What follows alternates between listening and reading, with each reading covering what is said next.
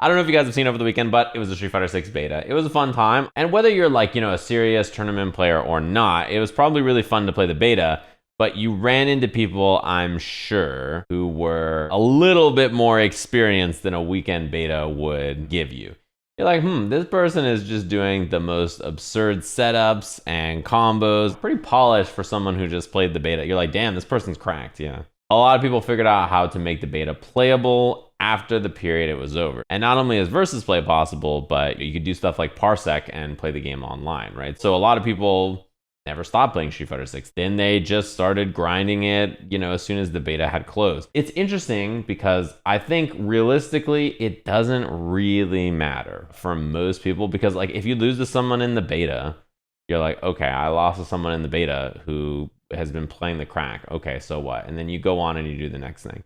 However, there were tournaments this weekend that had a bunch of money on the line. And so, that's where things start to get a little frustrating, I'm sure, for, spectators who are like, well, I guess all the people who've been grinding the game are just going to win, huh? And the players who are like, dude, I haven't been playing this. My friends got some crack, but I don't got any crack. A lot of people's reactions to this crack me up because either they haven't been around or they've gotten senile. Because I don't know if you guys have heard about this little video game, Street Fighter 5.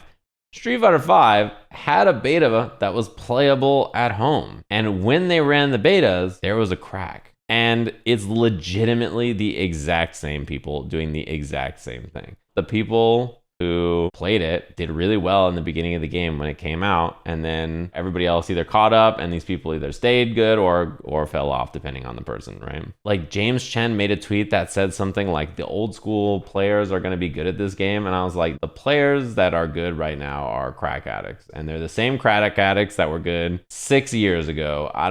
I don't know what this has to do with old school or new school players, James.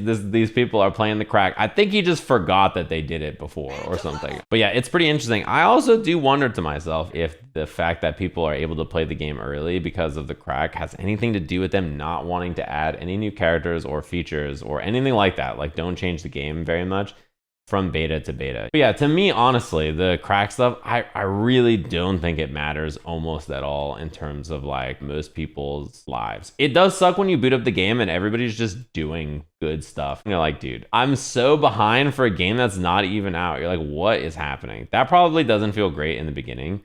But, it's mostly fun. And the beta tournaments, like, they're for fun. And, like, the people who are grinding the crack are going to win them. If these people are still playing the crack, they'll be playing the crack for, like, 6 months. They'll have a pretty sizable head start on everybody else. Then people will catch up within, 3, 4, etc. weeks. It's actually probably going to be a pretty big impact on who's doing well within, tournaments like CEO and Evo that are right around the corner from when the game comes out, right? Even if the game does change, familiarity with the game is pretty important. But there's not really much you can do about it. And also, most people who are like grinding it a lot, I think, are just people who are not playing Street Fighter 5 right now.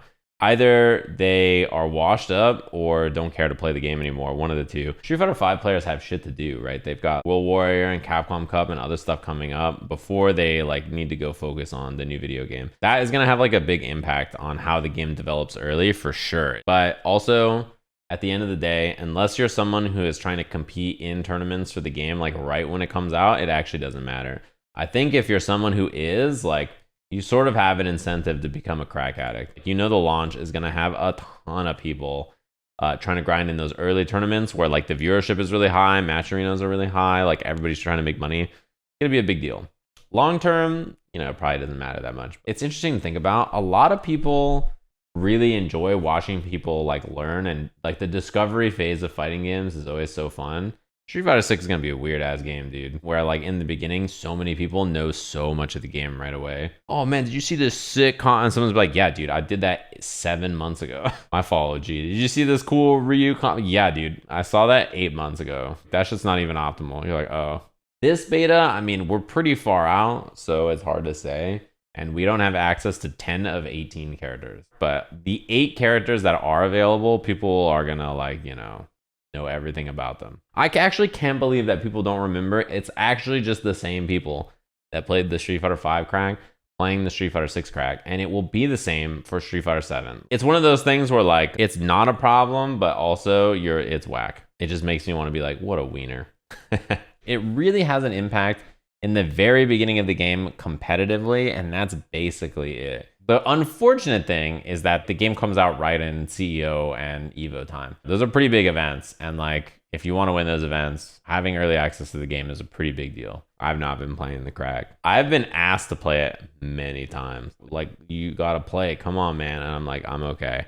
I played the Street Fighter 5 crack for like 30 minutes with my old roommate, and then we both were like, all right, that was fun, and then we got bored and never played again. So like Street Fighter 6 would probably be the same thing for me. I would be pretty bored. It doesn't have good online that I can just go play with people, and it's not out. Yeah, I had a fun time playing the beta. I only played for like 2 hours, and everybody I beat, I'm kind of nasty with it, and if you got around on me, you were playing the crack. If you like even hit me once, if you even did a combo, you hit jab into jab, you're cracked. You've been fucking playing this shit 12 hours a day.